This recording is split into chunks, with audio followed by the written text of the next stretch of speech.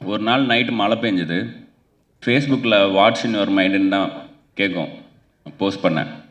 நான் அந்த மழை சத்தம் மட்டும் கேட்குது ரூமில். நான் ஒரு கொடையில் ஒரு பையன் பொண்ணு 2 பேர் நிற்கிறாங்க. மழை பெஞ்சிட்ருக்கு. அவங்களுக்குள்ளே பேசுகிறாங்கன்ற மாதிரி ரேண்டமாக ஐடியாவே இல்லாமல் ஒரு கான்வர்சேஷனை ஸ்ட்ரெயிட்டாக ஃபேஸ்புக்கில் எழுதுகிறேன். ஒரு வாட்டி கூட பேக் ஸ்பேஸ் கூட தட்டல. அப்படியே எழுதி போஸ்ட் பண்ணிட்டு நைட்டு தூங்கிட்டேன். மறுநாள் அது ஒரு எபிசோட்னு வச்சுங்களேன். அதுதான் வந்து இந்த நீ நான் மலைக்குடை. அப்படி ஃபேஸ்புக்கில் போட்ட ஒரு போஸ்ட். அதுக்கு மறுநாள் வந்த அன்பு, நிறையா கமெண்ட்ஸ், லைக்ஸ். அதுக்கப்புறம் இந்த 2 கேரக்டர்ஸ் என்ன பண்ணுறாங்கன்னு தெரிஞ்சுக்கணுன்னு ஆசைப்பட்றேன்லாம் சொன்னாங்க. அந்த கேரக்டர்ஸ் நான் பேர் கூட வைக்கல. ஏன்னா ஒவ்வொருத்தரும் அதை படிக்கும்போது அவங்கள கனெக்ட் பண்ணிக்கிட்டோம் அப்படின்னு. சரி கேட்குறாங்கன்னு சொல்லிவிட்டு இன்னொரு நாள் அடுத்து இவங்க எங்கே மீட் பண்ணியிருப்பாங்கன்ற மாதிரி ஒரு இடத்த கண்டுபிடிச்சோம். அதுதான் நீங்கள் இப்போ பார்த்தீங்களா, அந்த கடல் காதல் ரோமம் ஆச்சரியக்குறி. அதுதான் நான் 2வதாக எழுதி திரும்பவும் ஃபேஸ்புக்கில் போஸ்ட் பண்ண போஸ்ட். இப்படி ஒரு 2-3 போஸ்ட் மட்டும் சும்மா இல்லாமல் தோணுனதை டைப் பண்ணி நான் போஸ்ட் பண்ணேன். அப்போது எனக்கு ஒரு பெரிய டைரக்டர்கிட்ட அசிஸ்டண்ட்டாக இருக்க ஒரு ஃப்ரெண்டு எனக்கு, அவர் ஃபோன் பண்ணி, இப்போ எதுக்கு இதை பண்ணிகிட்ருக்க ஃபேஸ்புக்கில், வெறும் ஒரு 4 லைக்குக்கும் கமெண்ட்டுக்கும், இதுக்குள்ளே ஒரு நல்ல கதை இதுக்குள்ளே இருக்குது. அந்த 2 கேரக்டர்ஸ்க்கும் ஒரு குட்டி ஸ்பேஸ்க்குள்ளேயே ஒரு கனெக்டை க்ரியேட் பண்ண முடியுது. இது ஒரு படமாகவே ஆக்கலாம், இல்லைன்னா வேறு யாராவது அதை பண்ண போகிறாங்க, தயவுசெய்து அதை டெலீட் பண்ணிடு அப்படின்னு சொன்னாங்க. ஸோ அடுத்ததாக the most awaited, the director of the film, the soul of the film. எல்லாரும் அவங்கள பற்றி பேசுகிறப்போ அவ்வளோ நிறைய விஷயங்கள் பேசினாங்க. நிஜமாகவே ஆனஸ்ட் அப்படின்னு சொல்கிறப்போ, ஆனஸ்ட் ரைட்டர். ஒரு ரைட்டர் வந்து ஒரு டிரெக்டராக மாறினா அதில் எவ்வளோ அழகு இருக்குது அப்படின்றத நிரூபித்த ஒரு person. So yes, a few words from you please.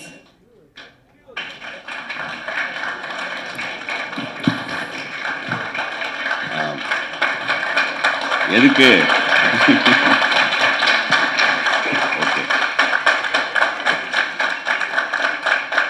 பேசக்கூடாதா? Okay, வந்திருக்க பத்திரிகை நண்பர்கள் எல்லாருக்கும் வணக்கம். அண்ட் எங்கேருந்து ஆரம்பிக்கிறதுன்னு தெரில. ஏன்னா கார்த்திக் சுப்ராஜ் சார் சொன்ன மாதிரி மேதமன் முடித்தப்பவே வந்து நான் ஒரு நாள் நைட்டு மழை பெஞ்சுது. ஃபேஸ்புக்கில் வாட்ஸ் இன் யுவர் மைண்டுன்னு தான் கேட்கும். போஸ்ட் பண்ணேன். நான் அந்த மழை சத்தம் மட்டும் கேட்குது ரூமில். நான் ஒரு கொடையில் ஒரு பையன் பொண்ணு 2 பேர் நிற்கிறாங்க. மழை பெஞ்சிட்ருக்கு.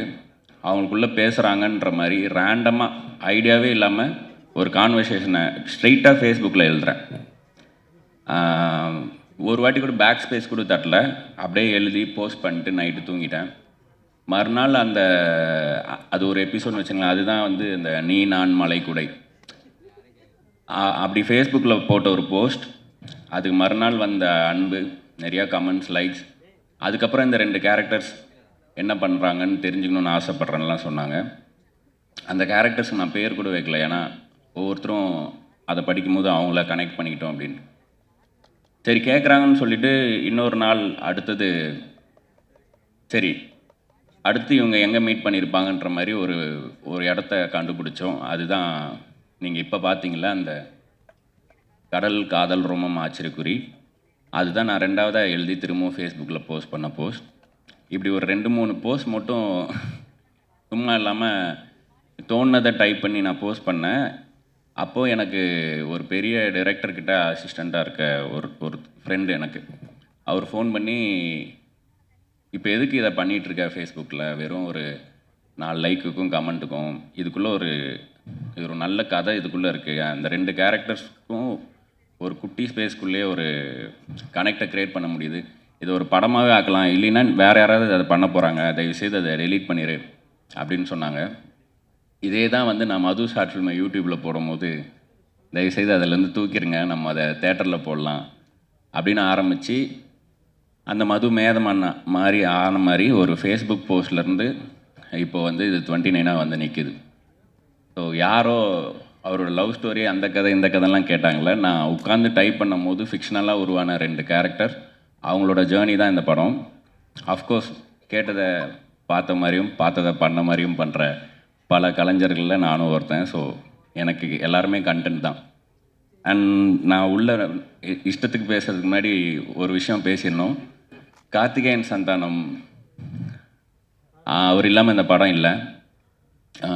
நான் ஒவ்வொரு முறையும் தயங்கிட்டே இருக்கிறதுக்கு ஏங்கிட்டே இருக்கணுன்ட்டு வேலைகள் பார்த்துட்ருக்கும் போதெல்லாம் ஒவ்வொரு முறையும் சரிப்போ அடுத்ததை இது பண்ணலாமா சரிப்போ ஆனால் நீ என்ன வேணாலும் எங்கே வேணாலும் பண்ண இந்த கதையை ஸ்டோன் பெஞ்ச் தான் பண்ணும் அப்படின்னு அப்பத்துலேருந்தே சொல்லிட்டு இருந்தார்.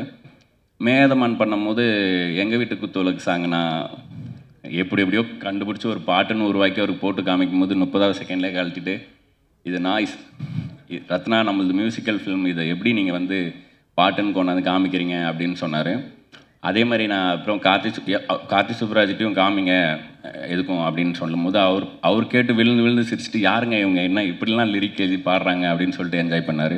அப்போ நான் கார்த்திகேயன் சந்தானம்கிட்ட சொன்னேன், 2 பேரும் பார்த்துக்கிட்டோம் ஒருத்தர். அப்போ சொன்னேன், நீங்கள் கடைசியாக எப்போ பஸ்ஸில் போனீங்க அப்படின்னு கேட்டேன். நான் போயிருக்கேன், ஸ்கூல் படிக்கும்போது ஸ்கூல் பஸ்ஸில் தான் போவேன் அப்படின்னு சொன்னார். இல்லைங்க நீங்கள் எம்டிசி பஸ்ஸில் போயிருக்கீங்களா, ஜன்னல் வழியாக புக்கை தூக்கி போட்டு படியில் நின்று பாட்டு பாடிருக்கீங்களா, இது அவங்களோட வேர்ல்டு அவங்களோட கதை அப்படின்னு சொன்னேன். அதே கார்த்திகேயன் சந்தானம் இந்த படம் அவர் 18 ஃபிலிம்ஸ் ஓல்டு, நான் 4 ஃபிலிம்ஸ் ஓல்டு. நான் வந்து இப்போ பார்க்கும்போது ஆச்சரியமாக இருக்குது. அவர் எடிட் பார்த்துட்டு அவர் கொடுக்குற இன்புட்ஸும் சரி. நேற்று நாங்கள் ஒரு இன்டர்வியூ முடிச்சுட்டு ரிட்டன் போகிறோம். எக்ஸல் ஷீட்டில் எந்த நியூஸ் சேனலுக்கு டிஆர்பி அதிகம் அப்படின்னு ஒரு ஷீட் வச்சு பார்த்துட்ருக்காரு. எப்படி க்ரியேட்டிவ் சைட்லேயும் சரி நம்பர் சைடும் சரி எப்படி ஹேண்டில் பண்ணுறதுன்னு எனக்கு ஆச்சரியமாக இருந்துச்சு. 1.5 மணி நேரத்தில் 70%லேருந்து 7% ஆச்சு. எனக்கு நல்லா ஞாபகம் இருக்குது அவர் ஃபோன், அவ்வளோ ஃபோன் காலும் நடுவில்.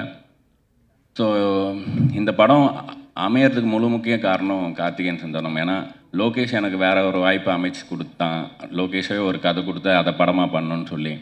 அண்டு கார்த்திக் சுப்ராஜ் சாரும் வந்து நான் இன்னொரு படம் ஒரு ஆக்ஷன் படம் ஒன்று பண்ணலாம் அப்படின்னு சொல்லி கதையாக கொடுத்தேன். அதுக்கும் அவர் சைடில் முயற்சிகள் பண்ணும்போது இதெல்லாமே ஒரு பக்கம் இருக்கட்டும், இதை மாதிரி தான் பண்ணுங்கள், இதான் நீங்கள் அப்படின்ட்டு கார்த்திகேயன் சந்தானம் தான் இழுத்து என்னை இங்கே விட்டார். அதுதான் 29. அண்ட் அடையாளம் பற்றி பேசினனால அது சொல்கிறேன்.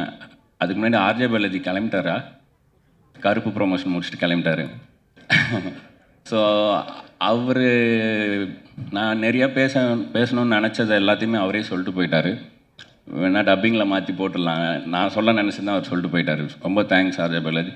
நான் இப்போ சிஎஸ்கே தோக்குற மாதிரி இருந்தால் கூட தோனி ஆடுறதை பார்க்கணுன்றதுக்காக அது போதுன்ற இருக்க மாதிரி இப்போ அவர் கமெண்ட்ரிக்காக பார்த்துட்டு இருக்க மாதிரி தான் இருக்குது நிலமை. நானும் அந்த மாதிரி பார்த்து என்ஜாய் பண்ணியிருக்கேன். இதை கேட்டிங்கன்னா I am your fan of your commentary also RJ Balaji. Thank you நீங்கள் வந்தது. அப்புறம் இந்த அடையாளம், ஸோ இது வந்து நம்ம வாங்கவே முடியாது, அதுவாக அமையர் தான். ஸோ நான் யாருன்ற கேள்வி எனக்குள்ளே வரும்போது தான் நான் சும்மா போட்ட ஃபேஸ்புக் போஸ்ட்லேருந்து ஒரு கதை உருவாகி தான் யாருன்னு கேட்டால் தெரியலன்னு சொல்கிற அளவுக்கு க்ளூலெஸ்ஸாக இருக்கிற ஒரு 29 வயசு பையன். நீ பெரியவனை ஆனதும் என்ன ஆகணும்னு ஆசைப்பட்டேன்னு கேட்டால் நான் பெரியவனை ஆகணும்னு மட்டும்தான் ஆசைப்பட்டேன்னு அவ்வளோதான் ஒரு பர்பஸே இருக்கிற ஒரு பையன். அவன் லைஃப்குள்ளே ஏர்லி 20s இருக்கிற ஒரு பொண்ணு, தெளிவாக ஒரு பொண்ணு வரும். அந்த பொண்ணும் பையனும் சேர்ந்து ட்ராவல் ஆகிறதுல தன்னைத்தானே அவங்க எப்படி ஐடென்டிஃபை பண்ணிக்கிறாங்கன்ற ஒரு படமாக அது உருவாச்சு. இதில் எனக்கு நிறைய விஷயங்கள் 29 வயசில் தான் நடந்ததுன்னும் போது எனக்கு இதுதான் டைட்டிலாக இருக்கணும்னு தோணுச்சு. ஏன்னா ஆனால் இதில் பியூட்டி என்னென்னா இதோட பர்ஃபெக்ட் டைட்டில் எனக்கு கிடைக்காது. எப்படி சொல்லணுன்னா இப்போ கார்த்திகேயன் சந்தானம் சொன்ன மாதிரி நான் யார் அப்படின்னு அவருக்கு இருந்த கேள்வி மாதிரி எனக்கும் இருந்துச்சு. நான் அதை சொல்லிட்டேன், திரும்ப அதையே சொல்ல விரும்பல. அப்போது இந்த டைட்டிலே வந்து அதே மாதிரி தான் இருக்குது. இப்போது 29 போட்டு இதை புரிய வைக்கிறதுக்கே போராட்டமாக இருக்குது. டோர் நம்பருன்றாங்க, பஸ் நம்பராக இருக்குமோ, டேட்டாக இருக்குமோ அப்படின்னு வருது. அதெல்லாம் இல்லை, ஏஜ்ன்றதே அதோட தனித்துவத்தை கொண்டாடுறதுக்கே இந்த டைட்டிலுக்கே ஒரு போராட்டம் இருக்குதுன்றது வந்து எனக்கு ரொம்ப சும்மா கொஞ்ச நாள் முன்னாடி யோசிக்கும் போது தான் ஆமாம் இல்லை இப்படி ஒரு டைட்டில் வந்து அமைஞ்சிருக்கு அப்படின்னு தோணுச்சு. அண்ட் நீங்கள் பார்த்த இந்த 5 minutes பார்த்துருப்பீங்க சிங்கிள் ஷாட். இது வந்து ஒரு செகண்ட் சாப்டர் ஆஃப் இந்த 10 slices ஆஃப் சத்யான்றவனோட லைஃப். இது உங்களை என்கேஜ் பண்ணுது, உங்களால் கனெக்ட் பண்ணிக்க முடியுது, உங்களால் உட்கார முடியுது அப்படின்னா தாராளமாக மீதி இருக்கிற ஸ்லைசஸும் நீங்கள் ரசித்து பார்ப்பீங்கன்னு எனக்கு நம்பிக்கை இருக்குது. ஸோ டீம்லேருந்து ஆரம்பிக்கணும்னா ஃபஸ்ட் எடிட்டர் சதீஷ் நான் மறந்துடக்கூடாது. இந்த படம் இந்த டேட்டில் ரிலீஸ் ஆகிறதுக்கு தன் முதுகெலும்பை 3 ஆக்கி வேலை பார்த்ததுன்னா எடிட்டர் சதீஷ். எடிட்டர் சதீஷ் இல்லாமல் இந்த படம் இப்போ நீங்கள் பார்க்குற படமாக வந்திருக்காது. எனக்கு ரொம்ப எமோஷ்னலாக எனக்கெல்லாம் அழுகே வந்திருக்கு, ஏன் இவ்வளோ வருத்திட்டு பண்ணுறாரு அப்படின்ட்டு. படம் வந்ததுக்கப்புறம் ஆக்சுவலாக சோகங்கள் என்னென்னா, இதில் எடிட்டிங்கே வேலை இல்லாத ஒரு ஷார்ட்டை போட்டு ஸ்ட்ரைட்டாக எடிட்டர் பற்றி சொல்கிறேன், ஒரு சிங்கிள் ஷாட். ஸோ மாதேஷ் மாணிக்கம் பற்றி சொல்லணும். அவர் ரொம்ப ஃபாஸ்ட்டாக எடுப்பார், அவர் ரெக்குயர்மெண்ட் ரொம்ப கேட்க மாட்டார், பயங்கர டெக்னிக்கலி ஸ்ட்ராங் அப்படின்லாம் சொன்னாங்க. எனக்கும் தெரியும், எனக்கு ஃப்ரெண்டு, பல வருஷம் ஃப்ரெண்டு, நாங்கள்லாம் பழைய காடு. ஸோ மேதமானுக்கு நான் மாதேஷ் ஸ்டோன் பெஞ்சில் பண்ண வைக்கலாம்னு கூப்பிட்டு வரும்போது அது அமையல. அப்புறம் விஜய் கார்த்திக் பண்ணலான்னு இருந்துச்சு, அதுவும் அப்போ இரவா காலம் பண்ண போயிட்டான். அதுக்கப்புறம் விது பண்ணாங்க. ஸோ அப்போத்துலேருந்தே ஒவ்வொரு படம் போகும் மாதேஷ் வந்து போகிற மைண்டில், அப்புறம் நடக்காமல் போகும், அப்படியே போயிட்டு இருந்துச்சு. இந்த படம் பண்ணும்போது மாதேஷ், நான் அந்த ஃபயரோடு இருக்கிற மாதேஷ் வந்து நம்ம இந்த படத்தில் சேர்த்து எரிச்சிடணும் அப்படின்ட்டு கூப்பிட்டேன். பட் போகிற ஸ்பீடு, ஏன்னா மாதேஷ் வந்து போன மாதமே ரோலிங் சொன்னாள். இதில் வேலை பார்த்த எல்லோரும் போன மாதமே வேலை பார்த்தவங்க, ஜஸ்ட் அவுட் ஆஃப் வேறு ப்ராஜெக்ட் அப்படி தான் இருந்தாங்க. எனக்கு வந்து 4 வருஷம் கழித்து ஒரு 35 நாள் கிடச்சிருக்கணும் போது, நான் வேறு ஓட்டம் ஓடுறேன்னும் போது எல்லாருக்குமே கொஞ்சம் கஷ்டமாக இருந்துச்சு. அண்ட் நான் அவங்ககிட்ட 2வது நாளே சொல்லிட்டேன், நான் இந்த படத்தை இப்படி தான் பண்ண போகிறேன், இந்த ஸ்பீடில் தான் எடுக்க போகிறோம், நான் கொஞ்சம் ரூத்லெஸ்ஸாக தான் இருப்பேன்ட்டு. பட் ஒரு பாயிண்ட் மேலே ஒருத்தன் இந்த ஓட்டம் ஓடுறான்னும் போது எல்லாருமே சேர்ந்து ஓடினாங்க. ஸோ அதில் எல்லாருக்குமே சின்ன சின்ன மனக்கசப்புகள் இருந்தாலும் இப்போ இந்த படமாக பார்க்கும்போது ஒரு ஃபேமிலியாக ரொம்ப ஹாப்பி இந்த படத்தை பார்க்கும்போது. அண்ட் ப்ரீத்தி விது பற்றி நான் எல்லா இன்டர்வியூலையும் சொல்லிட்டே இருக்கிறேன். ஆக்சுவலாக அதனால் ப்ரீத்தி இல்லைன்னா விஜய் வந்து வேறு யாரும் பண்ணியிருக்க முடியாதுன்னு எனக்கு இப்போவும் தோணுது. அண்ட் சத்யாவும் சரி, இவங்களுக்குள்ளே இருக்க அந்த, எனக்கு விதுவை வந்து இந்த கேரக்டராக பண்ணணும்னு சொன்னதுமே ப்ரொப்போசல் லைன் வந்து ஒவ்வொரு லவ் ஸ்டோரிலையுமே ரொம்ப முக்கியமாக இருக்கும்.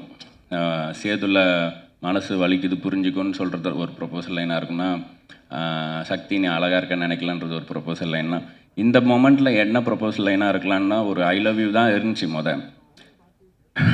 விது கொடுத்ததும் வந்து எனக்கு என்ன தோணுச்சுன்னா, ஆயுசு முழுக்க அண்ணாந்து பார்க்க ரெடியான்னு சொல்கிறது கேட்குறது வந்து ரொம்ப, ஏன் வந்து இவங்களுக்கு ஒரு ஆப்பிள் பாக்ஸ் போட்டு சீட் பண்ணிலாம் மேட்ச் பண்ணணும், இந்த ஹைட் டிஃப்ரென்ஸே பியூட்டி தான் அப்படின்னு சொல்லிட்டு விதுவை காஸ்ட் பண்ணதும் அந்த லைனே மாற்றினேன். இப்போ எனக்கு பார்க்கும்போது ரொம்ப சந்தோஷமாக இருக்குது. விதுவோட ஹைட்டு, பிரீத்தியோட டான்ஸு, மகேந்திரனோட பர்சனாலிட்டி, ஷானோட சோல்னு எல்லாருக்குமே இதுக்கு முன்னாடி என்ன அவங்களோட ஸ்ட்ரென்த்தோ அது எல்லாமே இந்த படத்துக்குள்ளே கொண்டு வர முடிஞ்சுது. ஸோ அவங்கள பற்றி நிறையா பேசிட்டனால இப்போ பேச போகிறதில்ல. ஷான் இவர் அவருன்னு நான் நிறைய இடத்துல பேசி விட்டேன் ஃப்ளோவில். இந்த படத்தை இப்படி கார்த்திகேயன் சந்தானம் சொன்னனும் அது மாதிரி இப்போது ஐயா நாளைக்கு ரிலீஸ் பண்ணணுன்னு சொல்கிறாங்க, முடியுமா அப்படின்னா, இவர்கிட்ட நேற்று ரிலீஸ் பண்ணணுன்னு சொல்கிறாங்க, முடியுமான்னு கேட்டால் கூட பண்ணிடலாம் ஐயா, நேற்று தான் நான் பண்ணிடலாம் அப்படின்ற அளவுக்கு எல்லாத்துக்குமே ரெடியாக இருப்பார். எனக்கு பயமாகவே இருக்கும், சரி யாராவது கூட 2 பேர் நோ சொன்னால் நம்மளும் ஓடிடலாம் அப்படின்னு பார்த்தா எல்லாத்துக்கும் ரெடியாக இருப்பார். இந்த படத்தோட இன்னொரு ஹீரோ வந்து ஷான் ரோல்டன். நான் வந்து பாட்டை பற்றி துண்டு துண்டாக இப்படிலாம் பேசுகிறேன்ல, இனிமேல் நான் ஒரு கதை எழுதுகிறேன் அப்படின்னா அந்த கதையில் எனக்கு ஒரு மியூசிக் கேட்குது அப்படின்னா அது ஷானோட ஸ்ட்ரென்த்தில் சோல்லேருந்து ஒரு மியூசிக் வரும், நீங்கள் பார்த்துருப்பீங்க. அந்த மியூசிக்கை அந்த கதை கேட்கலன்னா அந்த கதையை நான் எழுத மாட்டேன், பண்ண மாட்டேன் அப்படின்ற அளவுக்கு என்னை ரொம்ப பாதிச்சிருக்காரு. ஏன்னா இவ்வளோ எஃபர்ட்லெஸ்ஸாக அவர் விரல் வச்சா வர்ற மியூசிக் வந்து எனக்கு பென் வச்சா எழுத வரும். ஸோ இந்த கோயின்சிடென்ஸ் தான் எனக்கு தெரிஞ்சு மியூசிக்கில் ரிஃப்ளெக்ட் ஆகுதுன்னு நினைக்கிறேன். நம்ம நிறைய படம் பண்ணுவோம் ஐயா, கண்டிப்பாக. ஸோ தேங்க்யூ, நீங்கள் இந்த ஆன்போர்டு இந்த படத்தில் வந்தது. உமாதேவி லிரிக்ஸ், அவங்க வந்து சொன்ன மாதிரி அவங்ககிட்ட நான் வந்து இன்டிமேட்டான ஒரு சாங்குன்னு சொல்ல அவங்க வந்து அவங்களுக்கு ஒன்று தோணும், யோசிப்பாங்க, அப்புறம் அவங்களே சிரிச்சுட்டு செவ்வறு பக்கம் திரும்பி பார்ப்பாங்க. இல்லை நீங்கள் என்ன சொல்ல வேணான்னு நினச்சிங்களோ அதை சொல்லுங்கன்னு அவங்கள வந்து ஒரு மாதிரி படித்து எடுத்து அப்படி தான் பொல்லாத ஆசைகள் பாட்டில் மேஜிக், அந்த மேஜிக் அப்படி தான் நடந்துச்சு. அண்ட் விதுவோட வாய்ஸ் வந்து இந்த படத்தில் எனக்கு இன்டெக்ரல் பார்ட்டாக இருக்குது. இந்த மைண்ட் வாய்ஸ்ன்ற ஒரு விஷயம் வந்து த்ரூ அவுட்டாக இந்த படத்தில் ஒரு கேரக்டராகவே இருக்குது. அதுக்கு ஒரு வார்த்தை கொடுக்கலான்னு சொல்லிட்டு சீலே சீலேன்னு பாட்டு வந்து அந்த சீலேன்றதே வந்து மைண்ட் வாய்ஸுக்கான ஒரு வார்த்தையை நான் தமிழ் சமூகத்துக்கு கொடுக்கலாம் அப்படின்னு நம்மளே உருவாக்கின ஒரு வார்த்தை. ஸோ அண்ட் வித் வாய்ஸ் அதுக்கு அமைஞ்சது. அண்ட் அந்த சீலே சீலே சாங்கும் வந்து நான் ஒரு லாங் டிஸ்டன்ஸ் ரிலேஷன்ஷிப் இருந்தால் எப்படி இருக்கும் அவங்களுக்குள்ள கம்யூனிகேஷன்றது தான் ப்ரீஃபே. அதுக்கு ஒவ்வொரு வார்த்தையிலையுமே உயிர் கொடுத்தாங்க அவங்க. அண்ட் லீலாவதி, நீங்கள் அந்த டான்ஸ் கோரியோ லாஸ்ட் மினிட்ல சொன்னோம் அந்த பொல்லாதாசைகளில் இவங்களோட கோரியோகிராஃபி வந்து அவங்களோட போஸ்ட்லேயே போட்டிருந்தாங்க, எனக்கு பிரீத்தியை பார்த்த மாதிரி இல்லை, லீலாவே டான்ஸ் ஆடிட்டு போன மாதிரி அப்படின்ட்டு. So I am so happy. அதுலேயும் ரிகார்டிங் த ரிலீஸ், ஸோ இந்த பக்கம் கரை படம் இருக்குது, இந்த பக்கம் கருப்பு படம் இருக்குது, அதுக்கு நடுவில் தான் வரும் அப்படின்னு இது வந்து எனக்கு கன்சர்னாக இருந்துகிட்டே இருந்துச்சு. நான் ப்ரொடியூசர்ட்டையும் சொன்னேன், இல்லைங்க சம்மர்னும் போது வீக் டேஸ்லேயும் கொஞ்சம் இருக்கும், பட்டு நாங்கள் வந்து மெர்சல் கூட மேதமன் விட்டு தான் ஆரம்பிச்சிருந்தோம். ஸோ இந்த வாட்டி கொஞ்சம் வித்தியாசமான சேலஞ்ச் இது. நான் என்ன சொல்கிறேன்னா, இப்போ அந்த பீச் சீன் பார்த்தீங்களா, அதில் இந்த பக்கம் ஒரு 5 அடி போனோன்னா கடல் காற்று, அலை சத்தம், இந்த பக்கம் 5 அடி போனீங்கன்னா இந்த வண்டிங்க சத்தம், இங்கே நடுவில் மட்டும் ஒரு காற்று மட்டும்தான் கேட்கும்ன்ட்டு. அந்த மாதிரி ஒரு காற்றாக தான் இந்த பாடம் இருக்கும் இந்த ரெண்டுத்துக்கும் நடுவில். ஸோ அதுக்கான இடம், அதுக்கான கண்களும் காதுகளும் இருக்குன்னு நினைக்கிறேன் இந்த உலகத்தில். ஸோ 29 May 8 வருது. May 8 தான் வருதுல்ல? எஸ், May 8 வருது. நான் ஏற்கனவே ப்ரொமோலையும் தப்பாக சொல்லிட்டேன், அதுக்கு திட்டுவாங்க. தேங்க்யூ லோகேஷ், எதுவுமே கேட்காம எல்லாத்துக்கும் ஒத்துக்குனதுக்கு. அப்புறம் அப்படியே ஆப்போசிட்டாக எல்லாத்தையுமே கேட்ட இன்னொரு ப்ரொடியூசர், ஒரு கிளிங்கி ப்ரொடியூசர், ஒரு எனக்கு என்ன நான் பண்ணிடுவான் அப்படின்ற ப்ரொடியூசர். இவங்க 2 பேரும் சேர்ந்து பண்ண படம் இது. அவங்க 2 பேரும் நானாக இருக்கிறதுனால சில விஷயங்களில் அனுபவிச்சாங்க. அதுக்கு நான் திருப்பி கொடுக்குற கட்டி பிடிச்சி நான் சொல்கிற மன்னிப்போ நன்றியோ தான் இந்த 29. Love you both, love you all. Thank you so much. Thank you.